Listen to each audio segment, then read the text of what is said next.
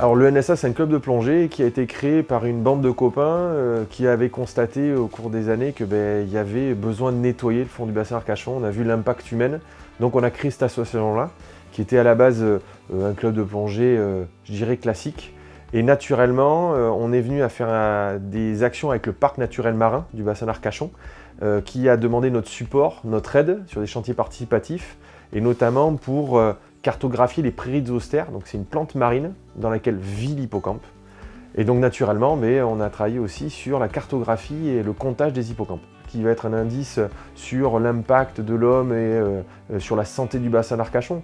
C'est là où la Caisse d'épargne intervient, puisque le parc naturel marin nous a fait la demande récemment d'en plus de les compter, les sexer, les mesurer, ils ont eu le besoin d'avoir des photographies des hippocampes, de façon à pouvoir les reconnaître, savoir s'ils se déplaçaient ou pas.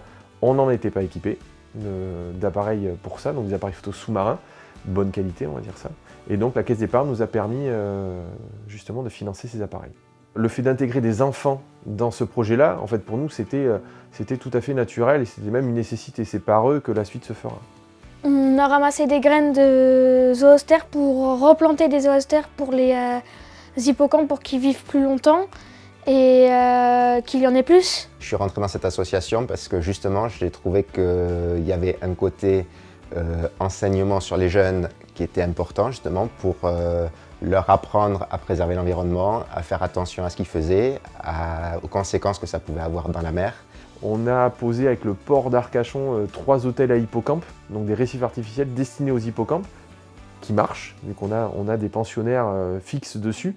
Donc ça nous permet justement de démontrer que le bassin a besoin de nous, le bassin a besoin qu'on y fasse attention. Donc c'est une très très grande fierté pour notre association. Ça démontre qu'en tant qu'association, on peut avoir un effet des plus positifs sur le bassin, sur l'environnement, et pour nous, c'est que le début, quoi.